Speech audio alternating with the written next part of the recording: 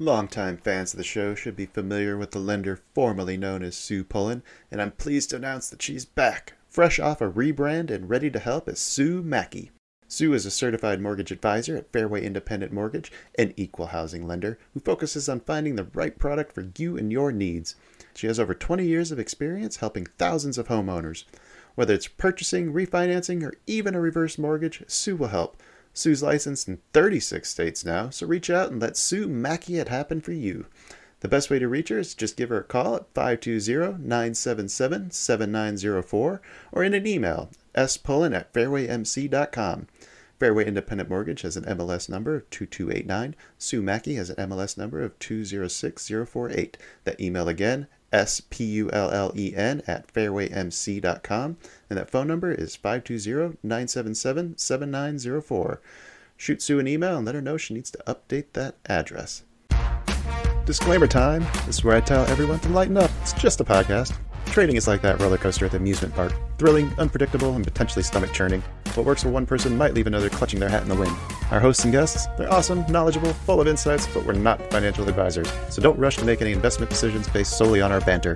Always consult with a professional or do your own research. Plus, let's face it, we like to have fun, laugh, enjoy the trading ride together. It's all in the name of good podcasting fun. So remember, take it easy, don't bet the farm, and keep your seatbelts on at all times. Thank you for listening. Hello, everybody. Welcome back to the China Shop, home of the Band of Traders. I'm your host, Kyle, and today I've got Bear Goes Long and Andrew joining in for a conversation all about greed. But before we dive in, let's go ahead and promote anything you guys want to share with us and feed some of that other greed for consumerism.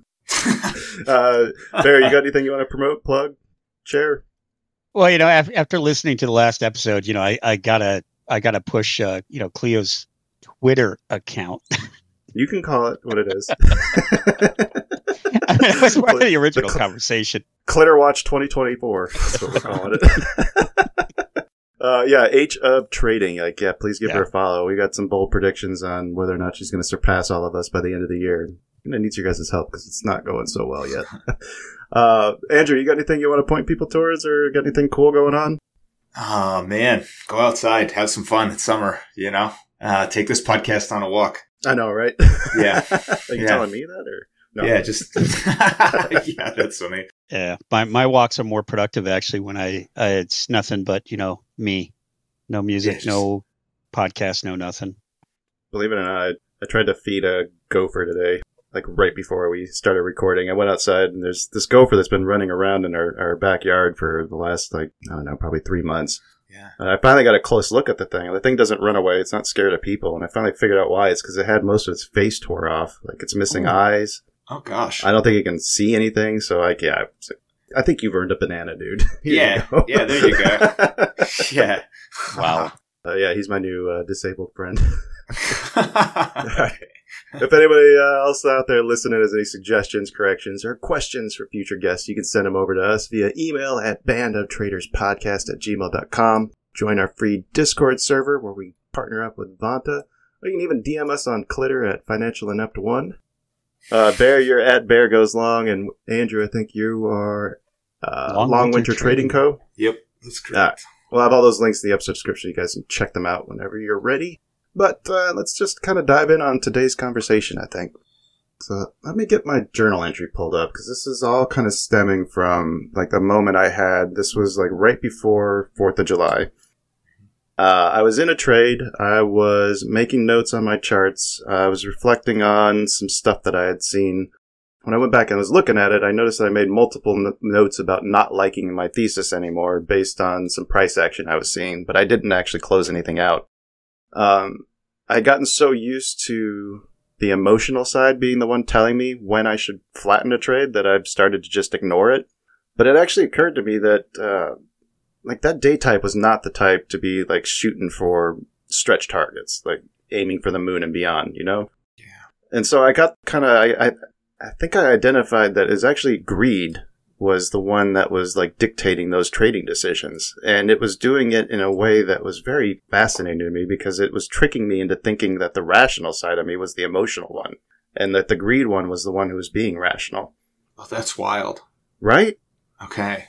So have you ever dealt with any of that in your parts work where you got a trickster almost? Yeah. Okay. So, I mean, I definitely want to hear more about it because I think there's some nuance that's really interesting. So, my first thing, I think we're all probably familiar with this, is like a clear read on price, right? Is both technical and emotional. And like we can use a ton of our like intuitive people reading skills. And this is kind of what I think you're talking about and kind of where you probably blurred the lines in an unhelpful way. Is we use intuition to get a sense of people's positioning, who's advantaged, who's disadvantaged, how we might operate inside of that. However, there's kind of that, like you said, some sort of like want or greed, emotion, like FOMO, emotional mechanism that often is extremely strong and like overrides our read. Yeah. Right. And so then instead of responding to like conversational intuition, like we do in this, in these and then in good trading, we're overlaying our desire, right? Yes. Of like what we would like the market to do on top of the market. And we're kind of, I think the mind is funny because I think we don't have an ability to see the difference a lot of times between like projected desire and intuition. So what I kind of say to a lot of people is like, it's an impulsive trade when you lose and it's an intuitive trade when you win. Yes. But it's the same trade. You know what I mean? Right, It's the same like out of process trade. But we do that to ourselves constantly. I think we constantly are lying to ourselves in that way where, I just got in and my instincts were just so good. And it was just an impulse trade. Like it was an impulsive emotional trade, but it happened to be right. And vice versa. We do the same thing, but we beat ourselves up when it's an impulsive trade that we lose, Yeah. And so in that kind of moment, so what was happening in price? Like because I know for me what my triggers are, what was happening in price that sort of triggered for you, like the desire to, expect certain things versus what was actually happening? As far as like talking about like the moment when I was ready to abandon it, or are you talking about like the overall getting into it? Yeah, like a lot of times I see this with people when there's like a bullish pattern off the open, right? Or there's like a big move that they weren't quite ready for yet. And it usually like aligns with what we were already thinking, so like, was there a pattern or like, was there some sort of trigger that pushed you into like getting scared of the trade? Yes. There definitely was some things that I saw. And, if you click on the link, that I sent to our group chat there, you can see the chart and the journal entry itself. So I can kind of talk through what you guys are looking at. And I'll put a link in this in the episode notes so people can see that too. So there is like that swing right down there at like 79. I think they had another swing at like 70. The way that price interacted as it like penetrated those and then like immediately recovered, like that was like the first scare for me. And then when it didn't hold the flag around like the 80s, like that was number 2. And then from that point, I think it was just, you see where I did I'm not my account, this is not my hand moment, where I was trying to convince myself it's okay to stay in the trade. But at this point, like, I'd seen enough, like just looking at the price action on here to be able to say I probably should have just cut this. But, I was so married to the idea of it going further down that I think what it really drove down to was I was afraid of that moment where you hit your last target on your last piece of what you have in your positioning, and then it goes like another 100 points. Totally. Yeah. Like that was the moment I think that greed was trying to protect me from. It was, this thing's going and it's going to keep going. And even when evidence was flying contrary to that, I was unable to accept it. Okay. But there was more that was going on to this too. There was a voice that I was hearing that was saying things like, close it out now, you still get $50 or whatever the point value was at the time. Close it out now, you still get this much. Close it out now, you still get X. Or try to get it. Maybe it'll come back down here. You can get out right at this point. And I think that was the rational part of me. My Carl Sagan, as we've identified in previous conversations, like screaming for attention. Like, guys, somebody listen to me, please. This thing is not doing what you expect. Yeah. So when did you notice basically like the emotional deviation from standard, So if you have like a desired emotional position when you're in the market, at what point during the trade did you, cause maybe you were acting and behaving on a certain thing, right? But when did you realize like, oh man, I'm being kind of a crazy person here right now, or like I'm getting a little bit off of my ideal. Like what point in the trade? Well, see, I never did anything different. All I did was just put the stop at break even, the targets where they were, and I was just watching it, really, at this point. It was just an internal dialogue of whoa. It was an internal fight, an internal struggle over whether or not to close this position now when evidence was clearly showing us. And now maybe that's... there was a point when I would scratch too easily. Okay. Or I would take profits too soon. So the mechanism of not moving stops anymore, just going to break even once you've hit a target, was more just to protect me from acting irrationally in these moments. Okay. But I never really analyzed the conversations or paid attention to who the players were, who was speaking in those moments. So as I'm starting to build kind of more attuneness to, or I guess awareness, just like being able to recognize those conversations, those moments, those different personalities speaking up. Yeah. It's kind of making me rethink that whole idea, I guess. Okay. Have you noticed it since? Have you noticed it in other instances?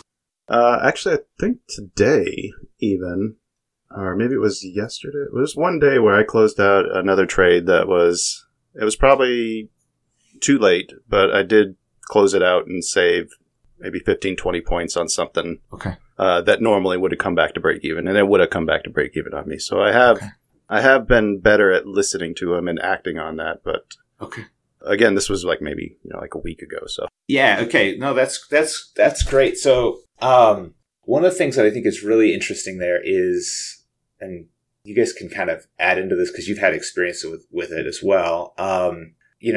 Every day that we show up and we execute in the markets, we have, I would say kind of like an ideal that is, let's say, emotionally aware of ourselves, emotionally aware of the other positions that are out there that exist, right? Like who's offsides, those types of things.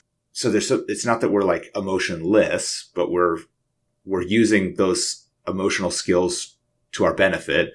But then there's kind of a rigid black and white executional method, right? That's I'm taking X setups. I take, my stops look like this. My targets look like this. There's not a lot of ambiguity, or at least that's the ideal. There's kind of a mechanical ideal. And then as we enter into the market, we sort of try to find a balance between those two that actually produces profit. What I see for a lot of people is that they come in and let's say they have a good read some of the time and they do exceptionally well, but there's not a lot of systematic process there. Mm-hmm. Right. And then you have other people who come in and they have this great systematic process and, but they follow this thing to a T and they don't end up profiting in any real way. Right. And it's the leaning too far to one side or the other when really the best that I've traded in the past, since we started talking, it's felt like the emotional and the rational side have been in harmony or working together. Yes, that's exactly right. The emotion side gives the urge, I would really like to get along here, but then I fall back on the notes and observations and things that I mark up on the charts to say, okay, does this make sense? This feeling, and if it does, then where can I try to take advantage of that? Yes, and that's kind of the playing with fire that is discretionary, rules-based trading, because we have a method. So for me, I look at a couple tools. I basically trade one setup, two directions, if that makes sense. Yeah. It's silly how simple it is. But that's, but I use a ton of emotional discretion to try to gauge if, let's say, the market is moving in the way that I would need it to move. Trying to read people's behavior and price, our candles, how are they being built? What's the wick factor versus body factor? What's the likelihood that I'll take the setup and get stopped out, and then have it work? I want to understand those variables, and those are sort of non-algorithmic variables for me. I can't quite program those in. And so, the same thing of, today, for instance, we had kind of a capitulation low with no follow through. And that's a really interesting thing inside the context of the market. We're in this crazy bullish trend that's not giving back anything. And, you want to take that as a long setup, right? But, 2 or 3 months ago, you'd want to take that as a continuation. Right. It's just kind of all context and kind of knowing how people are positioned, but then also knowing how the market's positioned. So we have all this ambiguity, but then when we introduce that into our actual execution metrics, exactly what you're saying, things like, I want more today, or I want a relief. Like, I feel like a loser at my job, so I want to feel successful in the market, right? That's like super common. Or, one of the ones that I have a lot of times is like, I haven't gotten out and gotten kind of the exercise that I need for a few days. And so I'm kind of looking for that thrill in the market. And I find like that throws me off real bad. And so what I end up doing is I have behavioral patterns that exist for me in that. And I just notice them. So one of the things that I'll do is I'll tighten up my stops and I'll attack more in the market. And when I notice myself doing that, I know that, I got to get outside. Right. Like, do you know what I mean? And so, like, this isn't working for me. And I'm going to just need to remove myself from this situation. That might not be everybody's metric. That's my metric. That's just how it works. And I think kind of what you're saying, Kyle, is like, you were in the market and you realized, even if you didn't change your actual metric, I'm sure in the past you have, right? You've adjusted how you're trading. You're even just starting to see and understand how what you desire to do, the technical outcome, versus what you feel like doing are at odds with each other. And you're trying to decide who's right in that, right? Yep. Is this intuition? Is this positive intuition, or is this greed? Am I feeling something that is going to help me over the long run or hurt me over the long run? And what I say, and this is what I recommend for people, is I actually kind of say, when you get that sense, so you have that crossroads happen, and because my main job is capital protection. So when that happens, I say flatten the trade and just take a minute to write it down. And it's just a protocol until you understand what's happening. Okay. You've just reached a new little frontier of kind of emotional mechanical awareness. And instead of trying to like battle it out in the moment and make the best decision, what I actually recommend for people is just shut it down for a second and document the experience. Because what you don't want to do is you don't want to have what your brain is going to read a clean exit as a success. And that's not the point in that moment when you discover kind of a new piece of thinking, like a new bit of ground in your thinking. The point isn't to have a good trade. Who cares about that? We've got 10,000 more trades to do. The point is to document your internal path in a way that benefits the next 10,000 trades. Yeah. So I just say in that moment, I say, okay, what you've done is you're not here for P&L. You're here to understand yourself and understand how the market works and how you work in the market. So shut it down and like from a trade perspective, and find success in how you map that mental process. And then you can, the next time you come to it, you have a simple and clear method for walking yourself through that and going back to alignment, if that makes sense, like alignment with your intention. And so the real gold nuggets that we get in the market isn't P&L. It's not a winning trade or a losing trade. It's understanding our own reactions and our own responses to all of the different potential outcomes that occur as we interact with the market.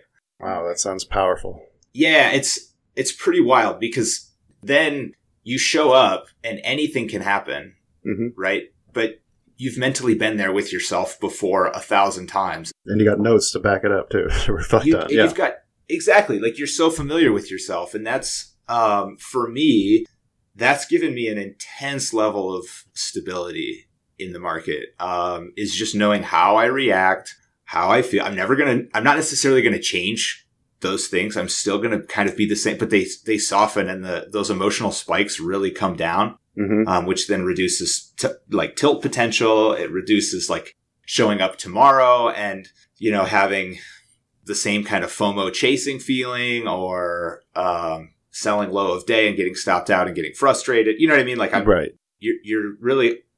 you're always 2 steps ahead of yourself. And that's really the goal. And so I do that by prioritizing understanding my mental path more than a winning trade or a losing trade or whatever. Okay. I kind of like your methodology better. My initial thought was to just spend a few moments when those feelings come in to try to just ask, like, what's your argument? Okay. Present your case. Yeah. Then the other side can present his case, and then I can make a rational decision based on the merits of both of their arguments. Mm-hmm. But that also makes me feel a bit like a crazy person. Oh, it's going to make you crazy. It's going to be way too much ambiguity. Yeah, yeah. Okay, so that's that. I can say this hopefully with some confidence because I've been there exactly where you are. So there was a time where I was trying to navigate a bunch of these complicated things in real time so that I could come up with the best answer, blah, blah, blah.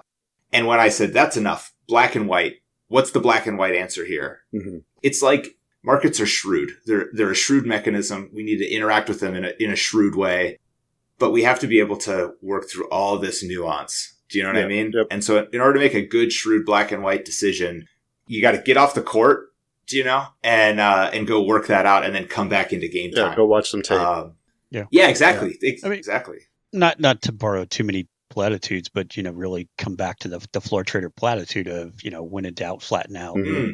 Is kind of what that sounds like to me. Yeah, I haven't heard that, and I think that's exactly right. It's just, but I think we're hesitant to let a good trade go. We're like, what if I did everything right and I just shut it down? Just shut it down and let's go figure out what's going on and then come back tomorrow. Yeah, that's interesting because a lot of what you were talking about initially is D.D. Schultz calls it, or she's referred to it as a fear of future regret. Yes. Yep. That's exactly using what that it is. to drive decisions, and that's, to me, that's really a really insightful one. Mm-hmm. Yeah. So the fear of future regret. Yeah. Do you want to talk about your experiences? Because I think you had kind of a similar deal like I did last week. I think it was last Friday. Yeah, and last week's pretty interesting. I started the week taking some very significant payouts from two of my funded accounts. Congratulations, by the way. Yeah, nice work. Yeah, I mean that was awesome, but it also kind of lit some of those greed aspects on fire, and really put me to the test. So I quickly found myself chase, and just chasing myself into the ground.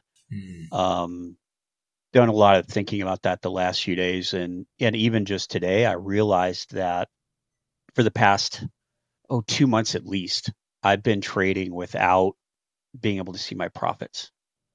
So I can see the profit on the trade, on the individual trade, but I'm hiding my account balances, and I've even been hiding my a lot of times even hiding my profit on the day. Mm-hmm. Yeah. And I didn't realize that I had changed that last week.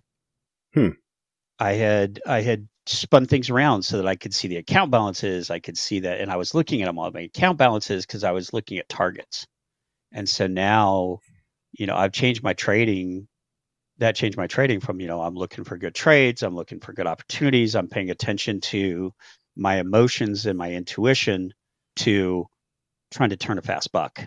Yeah. Yeah. You want to hit this amount of money every day. Yeah. Exactly. Yeah. And, I started realizing that this morning, and my funded accounts, I went down a little bit, and then I just turned it off. And it's like, no, I'm not trading well. I haven't traded well in a week. I got lucky on Monday. I caught some really nice trades, but Friday and Tuesday were horrible.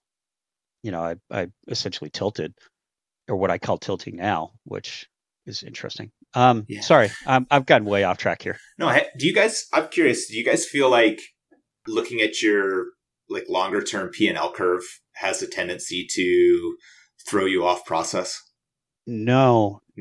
Okay. No, not necessarily. I think it's actually more like a stabilizer for me. Like when I start to worry about things, I can go back and look and be like, oh, well, hey, I'm still profitable over this period of time. Like, let's take some heart in that. Yeah, I've done a few posts on that, just kind of showing some of my history of, when I really cranked down my daily loss limit, how positively that impacted my trading. We talked about this in the roundtable episode of, I switched it around so that, a bad day can only hurt me so much.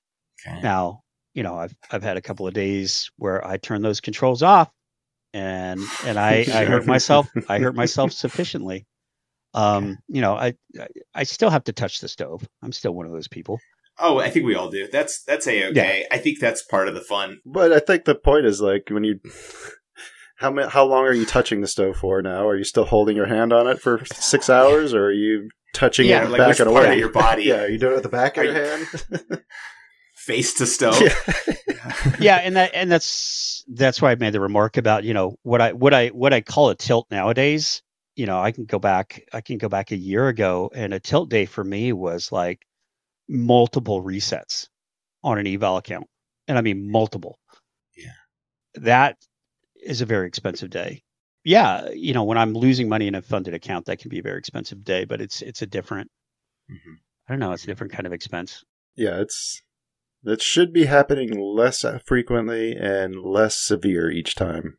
Exactly. And that's one of those things I can chart my progress on and go, when I really want to, when I'm like trying to get down on myself and be like, oh God, you screwed that up, you blah, blah, blah, blah, blah. I'm like, well, you know what? I didn't do this. I didn't do that. That's I didn't, right. I can look at all these things that I used to do and go, you know what? I didn't do those things and note that improvement. Mm-hmm. I also kind of wanted to touch on, Andrew, you were talking about the balance of impulse versus intuition. And that one's been a lot of my focus probably the last 2 years is trying to really understand and identify those voices and the differences between those voices. Yeah. And for me, they kind of come from different parts of the body, and they come in different ways. Intuition is more of a whisper that I have to have an internal stillness to hear. Yeah. Okay. And impulse is the, oh my God, they're going to rocket this thing to the moon. I got to get in now. I got to get in now. And honestly, I've got various setups that I really love based off, like VWAP and IB and IB extensions. But my A plus setup, when I can pay attention to it, is when my body screams, you must, when my impulse screams, oh my God, you must buy. If I can hit sell, that is the A plus trade, is to fade myself, fade my impulse. Interesting. Yeah. That is very fascinating. Like, I think you might be onto something there. The impulse is the loud one. The intuition is the quiet one. Yeah, I think that's the really good. impulse is the body going, ah. Yeah, that's when it's screaming for you to do it. Yeah. That's that fight or flight, right? That's probably what that is. It could be a lot of different things. But for me, it's a measure of the marketplace. So for me, that's my mind in tune with the other participants in the marketplace and realizing that that's probably them getting trapped. So I need to do the opposite. Right. It's super interesting because I think really the only time I'll fade a direction is when I can feel that now I can feel other people's impulse, like you're saying. So, okay, there it is. And I can sense that, and sometimes I get run over, let's just be honest, but like every trade loses sometimes, but there's that, especially on NQ with how thin it is, there's that that price reach. Let's say it's like upward. It's just a little extra something that I know has got people hitting it, and, excited. It's like my favorite, it's like, I want to be, let's say, short that, or I want to be kind of long that little reach of price that people are kind of really hoping for. And I've sort of systematically built in kind of like a failure point. So this is what failure to succeed in this moment looks like. And you can kind of feel it, right? Like you watch the DOM long enough, like you watch the candles build, you can see, like there's a little froth here. And there are times when you get killed doing that, but it's worth a shot sometimes too, And so, that's kind of a fun thing. Do you guys find that there's like a way for you in the morning before the market opens to get more in touch with that whisper side, that more intuition side, or, and kind of away from the impulse side? Or are you kind of coming in and trying to sort it out as you're, in the market? I feel like for me, I'm always fighting the impulse. Okay. Like, the better trades seem to come after I work through those morning impulses, like the opening range. Like I've gotten to the point now where I'm starting to question whether I even want to trade the first 30 minutes of the market. Yeah, I would skip it. Because,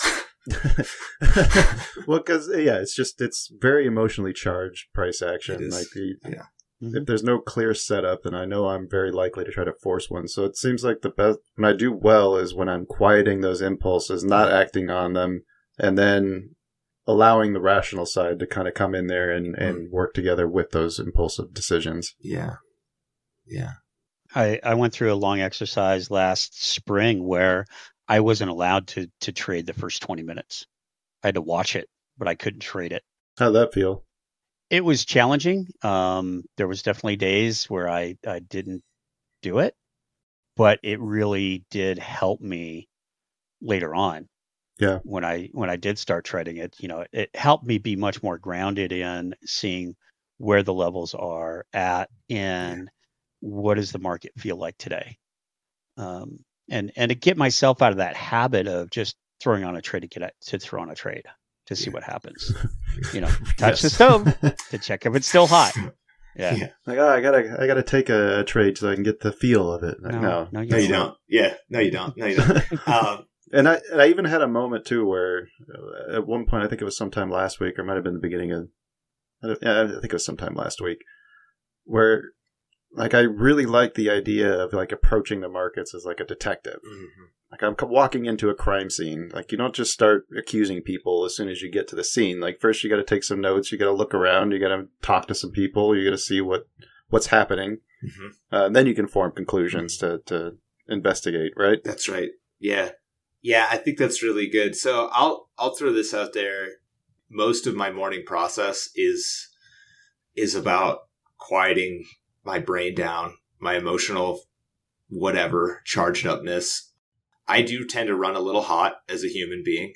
I tend to be pretty excited about things. You got some intense eyes. Yeah, exactly. I got some intensity in there.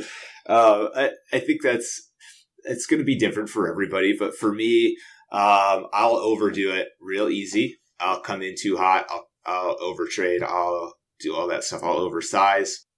And so I do have kind of a routine that works for me that I sort of had to work out over time that puts me in kind of a position of responding to whatever the market is. Not reacting. I don't really like that word, but just responding to whatever it's providing. Can you like walk us through maybe like a quick example of like what that looks like? Totally. Yeah, for sure. So it's kind of in this parts thing that we talked about in kind of the first episode, where what I want to do is I want to, if I had, let's say, like a Buddhist monk part, right?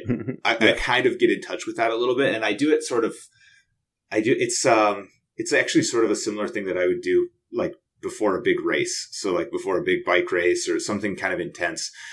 And it's the first thing that I'll do is I'll just, in the morning, right? I get up, I usually do some exercise. I'm usually a buzz at that point. Like I'm thinking about a million things. Like my head's kind of, there's a lot of noise up there, kind of like probably for everybody.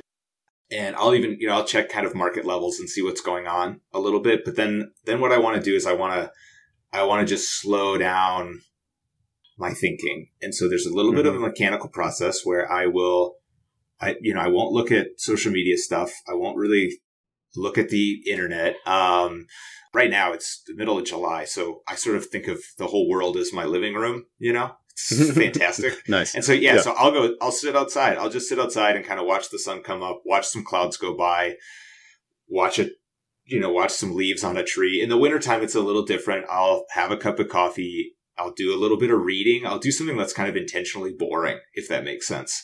Are you trying to quiet the voice? Like you're just trying to be still? Yeah. It's almost like a meditation. It's like a meditation. And it's, I kind of can't, not like I can't really meditate that well yet. Maybe someday I'll be like a really good meditator. But right now, what I tend to do is I just try to not there you go. So like I try to not overstimulate myself. Slow down. I usually have my plan for what I'm going to trade, whether it be stocks or indexes. Like I have that set the night before. And so all my decisions have kind of already been made from what I want to trade product wise. I don't show up in the morning and like start scanning through the market and see what's going on and all this. Like I've set all that up. So in the morning, I do very few things. I drink a coffee. I read a little bit. I might go for a little walk, but usually I don't even do that. I just kind of sit and I'm kind of still, right? After some, let's say some exercise in the garage or a little bike ride. So part of that process is really just like mechanically slowing my brain down. So I'll give you guys an example. This is kind of funny, but back in kind of my like prime creative space. So I was working on these films, and I was animating. So it was very like right brain. And what I would do is I wouldn't listen to any words in the morning. Mm-hmm. Okay. So I'd go out in the morning. I was like in LA. It's super weird, but I'd go out and like swim, or we surf. I can't surf, but I would kayak, and that was fun. And so you got to get the rage out a little bit, and then come back, and I wouldn't talk to anybody. I would listen to instrumental music, and I would really try to engage like the right side of my brain. I wouldn't really interact with anyone like verbally for the first few hours of the day, while I built for myself what I kind of thought to be like a creative channel. And then I would start to do the work. And what happened, I did this for like 6 months, and my creative work just skyrocketed. Like it was like I kind of tapped into it, like a secret right brain thing. And I was like, wow, that was awesome. So in trading, I do a similar thing. So really part of the reason that I write on my blog, on my website is just to get myself into that slower, deeper thinking. I'm not really looking for a payout. I'm not really looking for a reaction. I'm just plodding through the information, and I'm just thinking as deeply as I can. And so if I'm off, for instance, if my brain is kind of noisy, I'll start reading more, and I'll usually write an article or two and really try to deepen my thinking process and make things really boring for myself. Longtime fans of the show should be familiar with the lender formerly known as Sue Pullen, and I'm pleased to announce that she's back, fresh off a rebrand and ready to help as Sue Mackey. Sue is a certified mortgage advisor at Fairway Independent Mortgage, an equal housing lender who focuses on finding the right product for you and your needs. She has over 20 years of experience helping thousands of homeowners. Whether it's purchasing, refinancing, or even a reverse mortgage, Sue will help. Sue's licensed in 36 states now, so reach out and let Sue Mackey it happen for you. The best way to reach her is just give her a call at 520-977-7904 or in an email, spullen@fairwaymc.com. Fairway Independent Mortgage has an MLS number of 2289. Sue Mackey has an MLS number of 206048.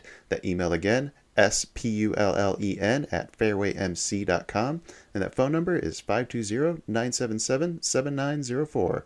Shoot Sue an email and let her know she needs to update that address. So I'll tell you guys right now, like I've said this a few times, but like I don't have like a proper cell phone. I have like a weird lame phone that you like, it sucks to text on. Like, yeah, it's awful. It's a terrible phone. But I stay away from it. And so being not on a cell phone where I could like scroll, or I could start triggering those like action, do, like do stuff, click things, move things around.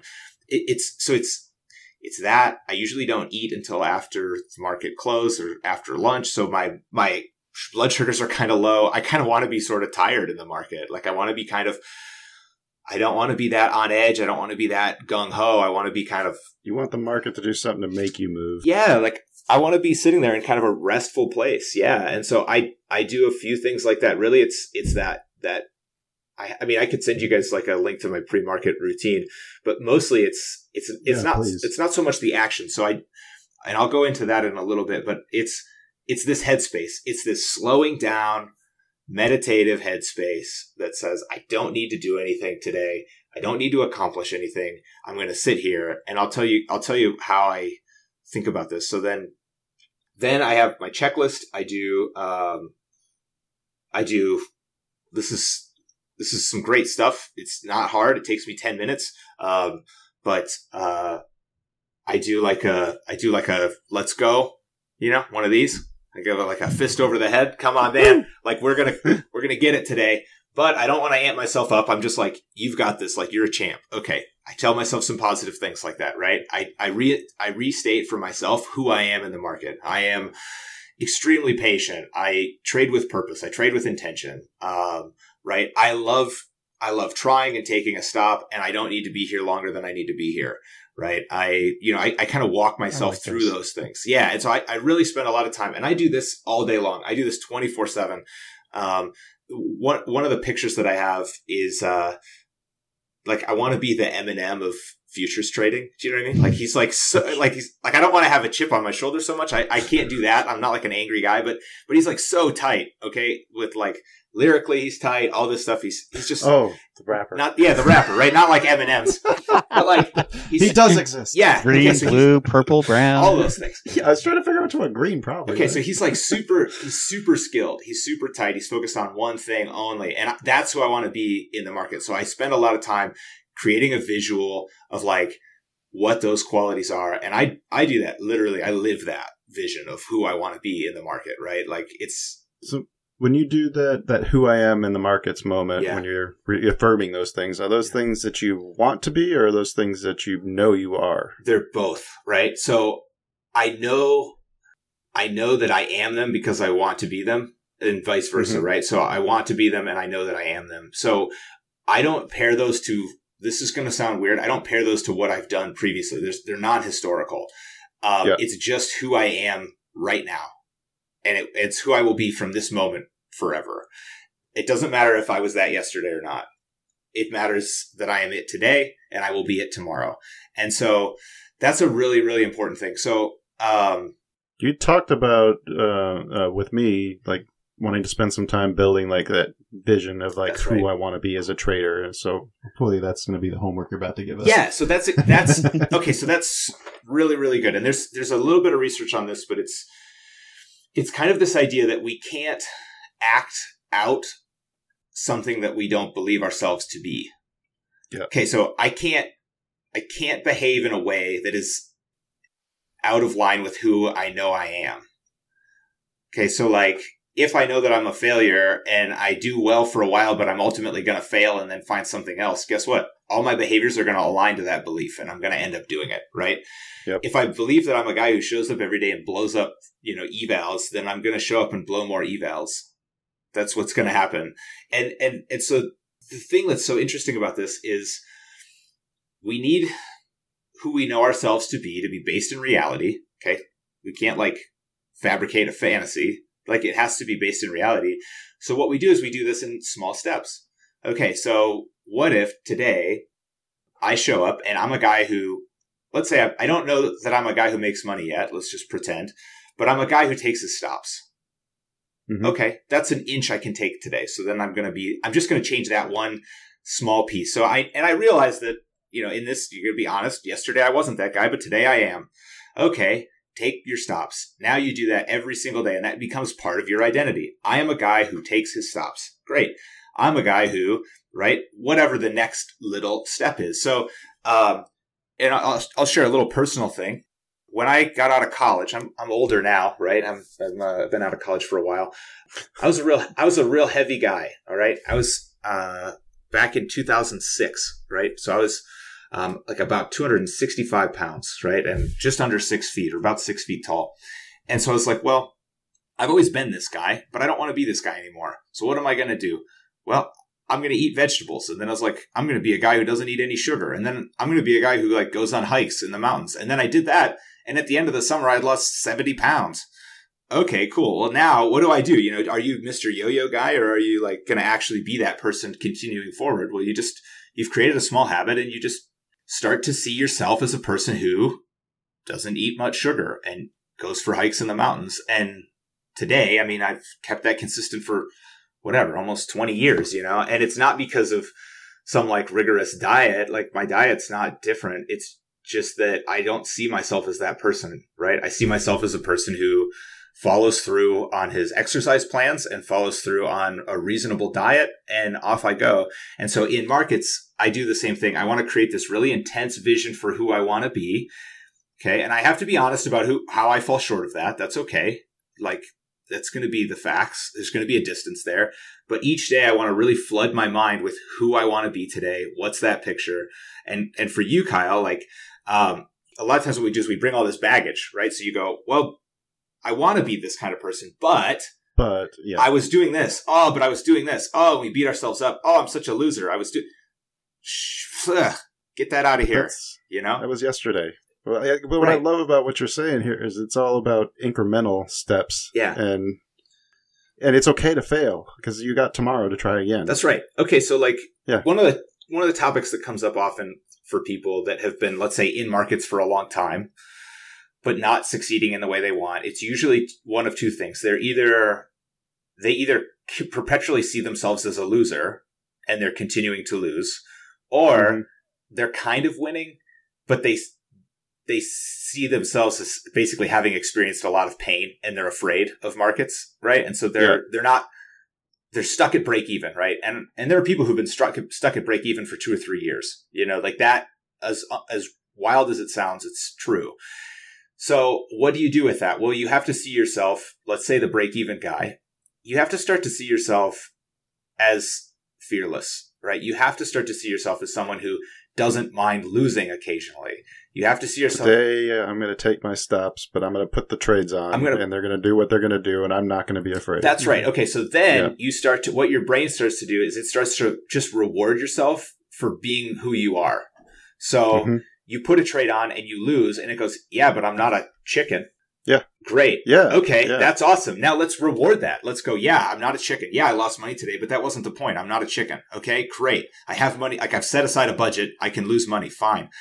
Now start to reward yourself with, I am being who I want to be. And did that. Okay. Yes. That's the great thing. So now let's say you've been blowing up accounts, right? Small accounts, funded accounts, eval accounts, whatever, and you haven't reached the profitability that you want to reach. Well, what you want to do is you want to show up and you want to put on your trades, and then you want to tell yourself, I'm a person who protects my capital. Okay. What behaviors do I have to do to protect my capital? You walk away after 3 red trades. Then you pat yourself on the back. It's not about P&L. Screw P&L. Who cares about that? It's about being the person that you want to be. You go, man, I did what I said I was going to do. I walked away. Fantastic. And what's amazing to me is that these paths from where we are to where we want to be are only so long. It's not an infinite path that's 1,000 miles long. You don't have to walk this out forever. In fact, for a lot of people, it's 2 months, 3 months of just doing a couple small things the way that we said we would do them, and they're at the result that they want, and they're floored by it. And it's like, how is it this easy? and I'm not saying that it's easy. It's just that once we have that clear vision for where we want to go, we can actually start to get there. Do you know what I mean? And yes. And you have to flood your mind with this visual of who you want to be, right? Whether that's a market goal, a fitness goal, like a career goal, whether that's like a parenting goal. Like, I don't care what the goal is. You have to see yourself in the specific ways of executing that thing before you can start to walk it out. And your brain, everything will start to align to that, and you'll start to see behavior change, and you'll be like, wow, I'm actually becoming this person. And that only reinforces it, right? That reaffirm step, I think, is huge too. That was something that I remember George talking about in the first conversations like we ever had with a guest. Yeah. But he talked about, like, if he stops when he hits his max drawdown or whatever his plan allotment is, he'd go out and buy himself a sweatshirt or a hoodie or something that he likes. Oh, okay. And it was because in his mind, he was saving more money by stopping. So that gave him the freedom to go reward himself by following those behaviors. Yeah. I remember that conversation. Okay. So I'll tell you guys, like, currently I'm maybe in a year you'll interview me and this will have all blown up in my face, but I'm currently operating without a locked, rigid daily drawdown. Okay. I have a DLL for the day, but it's not broker side, right? It's self-enforced. So it's the opposite of what most people do, right? Where we have either a broker side lockdown or we have one that we can alter. And the reason I took this off about 6 months ago, and I've been running with it that way, it's there, but I'm responsible for it. And that simple change of not having it on broker side and not having it mechanically done, but being my responsibility, forced me to see myself as someone who takes their daily loss limit, which is a weird, simple mechanism. But now, instead of being frustrated, and the way that I trade up to my daily loss limit has actually changed in some weird, interesting ways. But I now have created an image of myself as someone who takes their own daily loss limit, like by their own will, like their own desire. And it gives me it basically gives me a ton of peace. So I know I can show up again, interview me in a year, and maybe I'll have like lost everything and cracked. But right now, I'm not saying people have to do this. I'm kind of saying this is kind of climbing without a rope in some ways. And it's that I want to be responsible for each step. I want to be responsible for getting my head in that place of like complete confidence that I am a secure place to invest. So especially with leverage, I am essentially a risk-free investment for myself, right? It's some way, I think we have to accept that markets can do weird things and like shit can happen, but, I trust myself fully. And what happened after doing this for maybe 2 or 3 months was like, wow, I remember just sitting back and being like, I fully trust myself with all my capital, as much capital as I could give myself. I know that I could hold my daily loss limit. I could trade whatever, size the account allows me to do. It was super bizarre. I didn't expect that.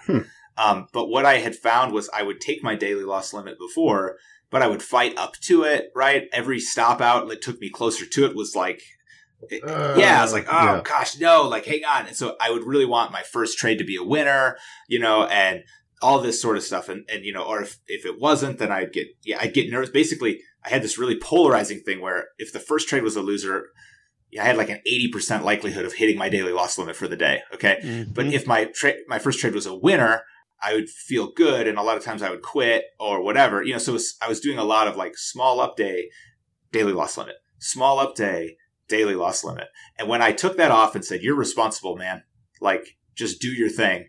I started to have more outsized up days, and I've held the daily loss limit. Like I've been 100% consistent with that.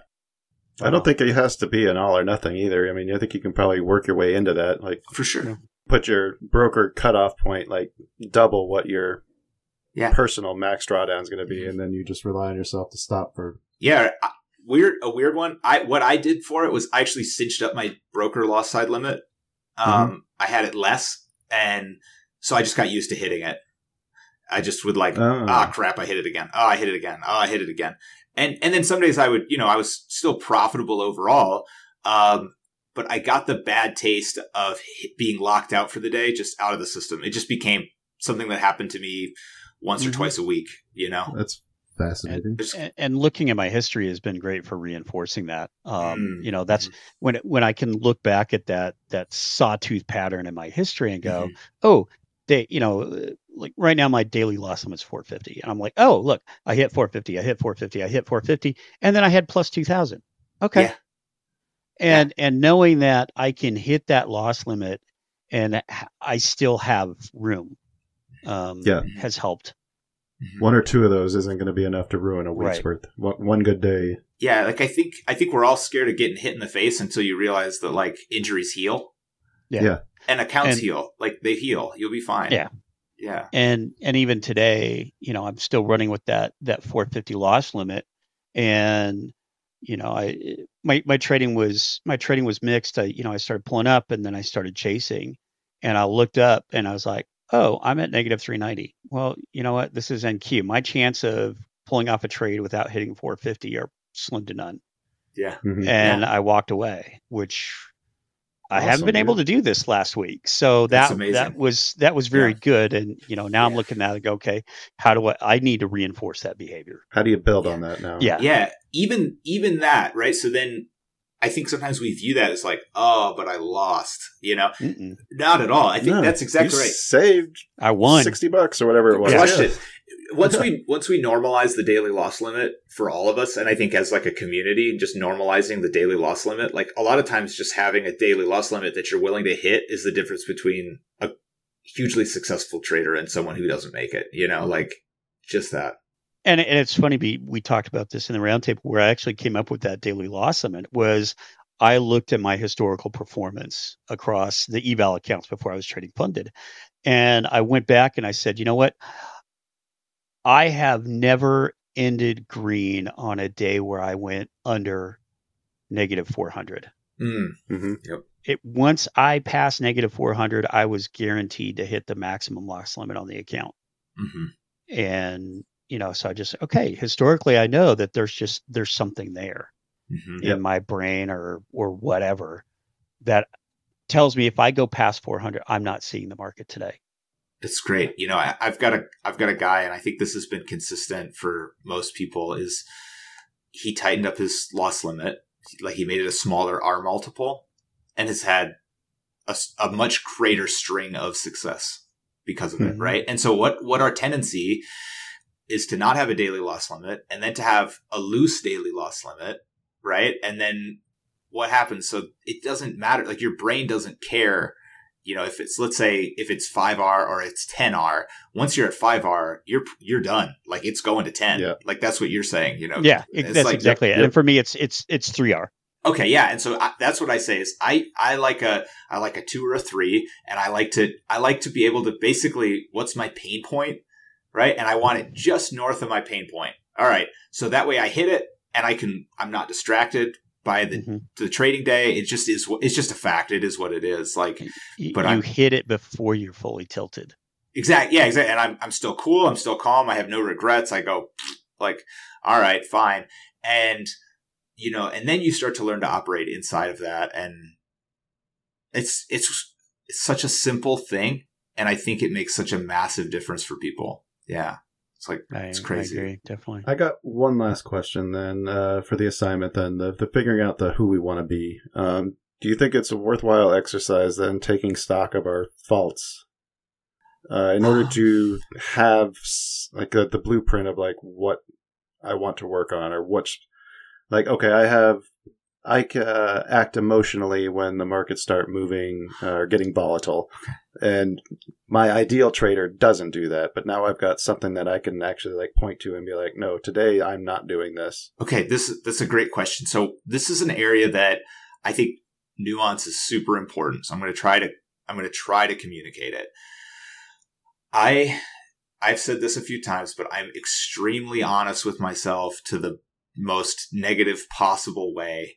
But I do that. What I've realized now, I've said that a few times, and I've realized that I do that in a way that's still extremely positive and encouraging. That's probably not for most people. So like, I never beat myself up. I like never beat myself up about anything. So I never like take an exit and go, oh, I should have held more, or like, oh, I came back to break even. I'm so dumb. Like, I don't have that brain mechanism. I don't have, and I'm just saying, like, we should all work to not beat ourselves up. But, you know what I mean? Like, that's, so I find that when I tell people I'm extremely... How do you give yourself that feedback without beating yeah. yourself up? Yes. I know that's what you're leading to. I'm sorry. Well, I'm still trying to understand it, to be honest. And what I find is that I'm just trying to, there's a thing inside of me that I'm trying to give to other people, because there's no reason to register, let's say, a mistake or an imperfect trade or whatever as like a fault or a flaw. Right. Okay. However, there were times where I would let losers run like crazy, right? We've all done that. It's been there. What I did that was different, I saved screenshots. Like, I have a history of those. I have them in a Discord channel that I share just with myself. And I still sometimes I go back to those, and it's like this. It's like I visit my hometown, right? And I remember how awful high school was.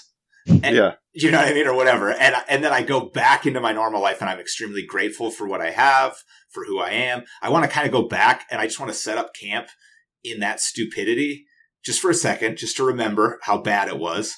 It's a motivator. It's a negative motivator. Then I march forward back to where I actually live, my hometown today, like where I, who I am, what I want to be, all this stuff. And sometimes I do that just mentally in my head. So, let's say sometimes I'm feeling lazy about my workouts, and I just go back and I'm like, man, what was it like being 265 pounds? That sucked. Like, all the cool things I could do now. And I really remember like how bad it feels to get made fun of in that, right? Or how bad it feels to not be able to do all the things you want to be able to do. And I want to live that vividly, but I don't condemn myself for having been that person, right? So I don't beat myself up for that person. I go, that sucked. Back to the workout, like, let's get after it. And so I look at my my blow-ups, right? Which I've had all that same stuff that everybody else has had. And I look at those and I remember all the pain. Okay. There was a Jackson Hole day. All right. That I just got worked. This was like 2022, and it is forever burned in my head, which sucks because I like Jackson Hole. Like, I think it's a great place. I have fond memories there, but I have to remember all the ads as that thing went down. and how that turned out. And I use that. I don't beat myself up for it, right? So I'm all positive. Like, it's all love for myself as I learned. But I go, man, that day sucked. Okay, I am never doing that again, right? And so I do apply that as motivation to who I want to be. It doesn't mean that I'm susceptible of doing that again. This is what's weird, is people sometimes look at their mistakes and they think it makes them more likely to repeat it. It makes me way less likely to repeat that, right? Like, okay, I pour that over myself and I go, man, who am I today? I am a guy who, like, I manually keep my own daily loss limit. I size based on the way that I said I was going to size. I execute based on the way that I said I was going to execute. So now I have this huge tower that stands above those mistakes. And I'm like, I'm never leaving this space. I would never threaten, like, this king of the hill location that I have by going back to doing stupid stuff like I was doing before. Does that make sense? Yeah. And it's like, I've taken this ground and I'm never giving it back ever. Like, you cannot have it. So I feel like a lot of what you're trying to say is acceptance. Like, when you look and when you're critiquing or when you're trying to analyze behaviors that maybe you don't necessarily want to continue doing, you're not criticizing the behavior. You're accepting that. You're finding out what stems from it, and then you're moving to try to make change. And I'm exactly, and I'm accepting that I'm still, like, in those things. I'm still learning to walk, and I don't get to decide. Where I'm at in the process. Right. Mm-hmm. So I don't get to decide my skill level. I might want to have super skill, but I don't get to choose that. The acceptance step, though, is so freeing. It's extremely freeing. It's like suddenly all of the negativity goes away once you say, like, yeah, okay, this is me and this is where I'm at. Still learning, guys. This is not where I'm going to be tomorrow. That's right. And now that I've seen it, each time I see a new thing should be exciting. Okay, so people make this mistake. They get up in front of a big crowd. Okay. And they're receiving an award and they say, what a humbling experience. Okay. That's such BS. It is not a humbling experience to receive an award and have people applaud for you. Like, that's no, actually what they're saying is, I didn't realize I was this great. Bullshit. Bullshit. Right. Yeah. It's totally crap. Yeah. So the distance that they're feeling. Did I do that? Yeah, no. Damn it. I did that. So, like, well, we all do it. That's our natural, but what we're experiencing. It's called being human. Now. Okay. It's called being human. I don't know. I mean, I wasn't necessarily thinking of, I can't listen to your podcast, but this is what we're realizing is, like, oh, like, the world around me is telling me that I'm better than I thought I was. So we're feeling the distance between our new self. Oh, I'm really great, I guess. Yeah. And our old self, I was really humble a minute ago. That's what we're feeling when they say this is a humbling experience. But it's not humbling. Okay. It's actually elevating, right? And which is not good. That's stupid. It's fine, whatever, who cares? But, like, the idea is that actually coming in and going, I didn't know that. I didn't know that about myself. I didn't know that about my skill. And I accept that I have things to learn. That's a humbling experience, right? Like, genuinely a humbling experience. Like, I ate shit today. That was a humbling experience. Okay, great. And what we tend to do then is our egos get upset. I ate shit. Like, I want to be better than this. I am better than this. But no, forget all that. You're not better than this. It's okay, though. Like you said, Kyle, let's accept that it's okay. Like, I do not need to know everything, right? I do not need to be everywhere all the time. I can be limited. I can do well from a limited space. I can do well from a place of openness and acceptance. And, it's like, I have children, right? And at no point did they mispronounce something and I slap them, right? Like, they didn't take a first step and I shoved them over, like, that's Try insane. Harder. Yeah. Try harder. Right. Yeah. Like, you call that walking? Yeah. What is this? No. What are you, drunk? Yeah. Like, they fall over, you help them up, you applaud that they took a step and failed, right? Yeah. You applaud that they took a step and failed. And we need to do that with ourselves. Like, I took a step and I failed. Cool. Great. Let's see if I can take 2 next time, and nurturing. There's Absolutely. a couple of milestones on my path the last few months that really helped me towards that. Yeah. One of them was no boasting. We're going to call it no boasting on social media. No, I hit blah, blah, blah. I did this awesome thing. The closest I've come is coming in and going, hey, I got more funded accounts. I took payout. because those don't feel like they're really feeding the ego. So I stopped using social media as an attempt to feed my ego, because social media doesn't pay my bills. No, it doesn't. Not yet, at least. One of the other pieces we talked about is the resets. And this is when I kicked in, and I think probably February, and really started helping me turn around, is I came in and I said, I will no longer pay for a reset. I will not do it. If I bonk an account, I'm waiting until the rebill where I get that free reset. Or I'm going on and I'm earning a free reset. I trade through TopStep. So, TopStep every few weeks, they give away a free reset, and they have a quiz every day that you can play and get a chance at getting a free reset. And so those have become my source. And actually what I've found, like this week, I'm sitting on a free reset that I earned last week, and I have no account to apply it to. Darn. Oh, that's cool. That sucks. Yeah. Heck yeah. Yeah. Now that was boasting, so now I'm screwed. Yeah. I think that's, I noticed, Bear, that you kind of made a specific change where you said, I've noticed that I'm sort of feeding my ego with these posts, which I don't think they came across that way at all. I don't think anybody would be like, no, what an egotistical, but I think what you're saying is it doesn't matter. You're saying, hey, for me, I'm feeling a little trigger here.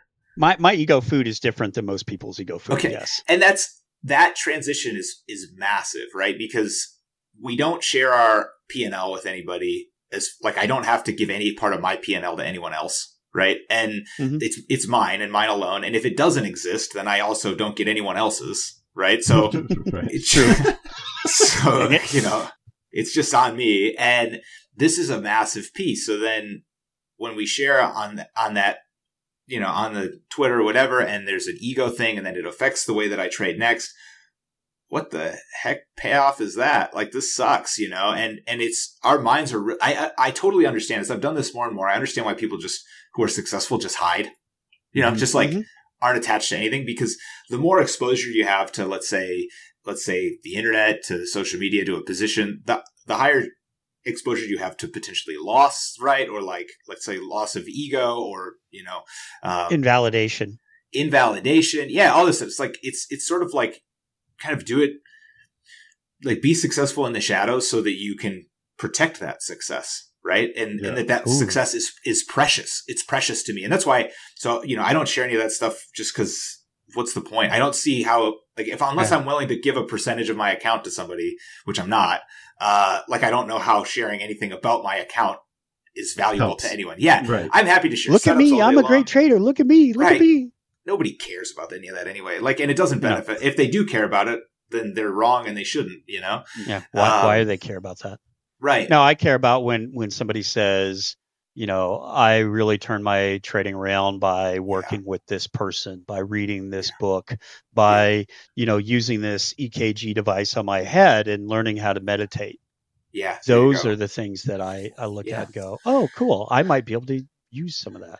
That's right. That has impact to my daily life, my trading and my thinking and all that stuff. Yeah, I think that's where the real value is, right? And a lot of times, there's people share analysis that's fantastic, that's helpful to just hear all that. And, but I think the P&L stuff, the account specific things they threaten my ego. I want things that make me think. Exactly. Like, here's a new idea that maybe you haven't considered. Like, that's the kind of stuff that I want to be exposed to. Yeah.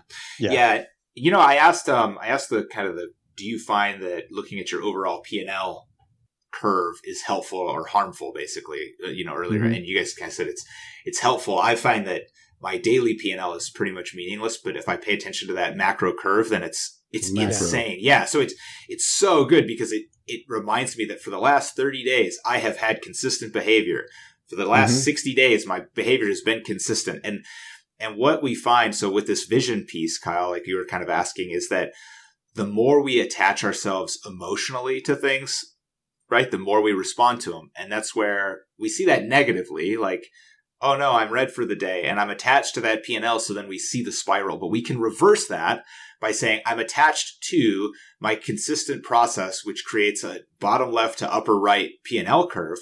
And I'm not protecting that curve. So, I mean, I am, but we can get attached to that and you can put it to 0 too. Like this can go both ways. But what that reminds me of is that I have been behaving consistently for X period of time, and there's no way that I would threaten that. And so, back to Kyle, what you're talking about and kind of asking about is how do I create this vision of who I want to be, right? So we take parts work that we did, we find out kind of who's already in the team, who's already there, what's the best output for them, what's the way that they can express themselves best and benefit the team best.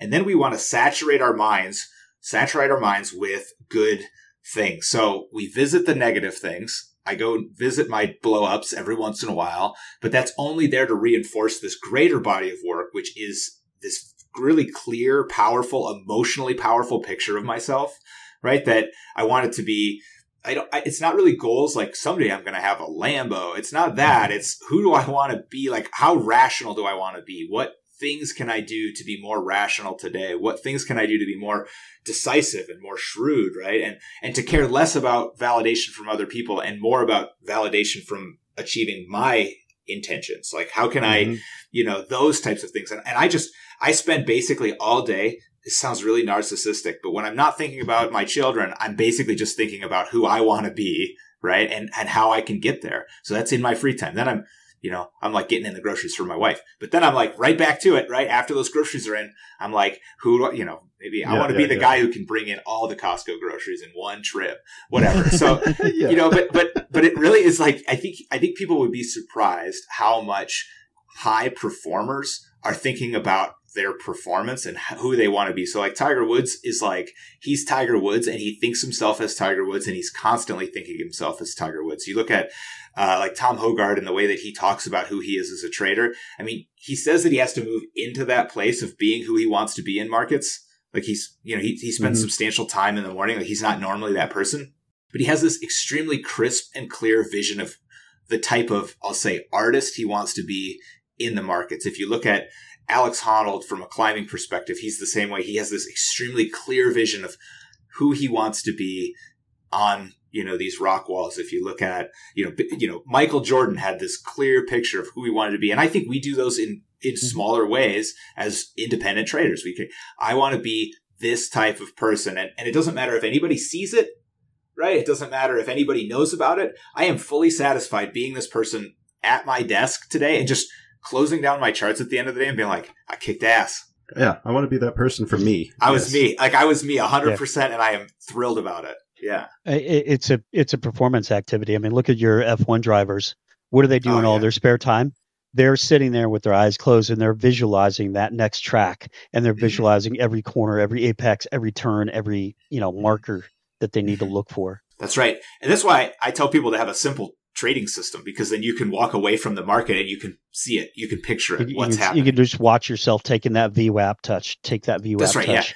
Yeah, exactly. Like 1 minute candle down, impulse back higher, take the half, like that. Yep. I do that stuff constantly where it's like, okay, and I can walk around, I can just walk around with it. I can come back to my setups anytime I want. Like they're in my head, and you do get better at it. Like those F1 guys, like they can see the turns of all the tracks they've raced because they've been practicing that visualization. And the more you do this in your own system, the more consistent your system is, the more consistent your process is, the more you can basically take that in your pocket. I don't need a computer. I don't need a cell phone. I don't even need a piece of paper with a printout. I just get my head right in the space and I can see the candles. Like I can make the whole thing up.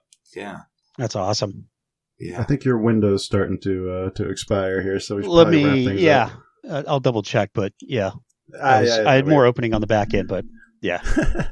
Sorry, no, I think we've hit a good stopping point here. I agree. Andrew's given us plenty to reflect on. So I know what I'm going to be doing is spending a lot of time trying to build that vision of who I want to be as a trader, and I'm going to also spend some time looking at my faults, like honestly assessing them, not in a negative way, but in a way that's just to identify and accept them, so that way I can have something to help me build that vision of who I want to be. Yeah. To bring value. I mean, your faults are part of you. You have to treasure them. Mandy always says, love your losses. You can't be a good trader if you can't love your losses. Mm-hmm. Yeah. Well, I want to say thank you to both you guys for joining in today, offering your insights. just turned out way better. And I thought, I don't think we spent nearly as much time on greed, but I like the direction that this took. And I agree. Thank you so much. Yeah, thank you guys. Probably going to have to start that new series here real soon. If you did enjoy today's conversation, you still want to hear more, then you really need to check out the Trade Runners series that we did with Rich Friesen. You can check out anything that we did at the Humanity of Trading back catalog. I'll put links to the series page on here. Make sure you follow Andrew over at longwintertradingco.com, where he posts all those blogs, and there's just a ton of insightful, thought-provoking content on there. Not saying it's all right or wrong, but it'll definitely make you think, and I think that's the idea, right? Yep. That's right. Yeah, as always, you can follow all of us on Twitter. We'll put all those links in the episode description. We'll be back soon with another exciting episode, but until then, tell your friends about us so I can feed my greed and have a wonderful day.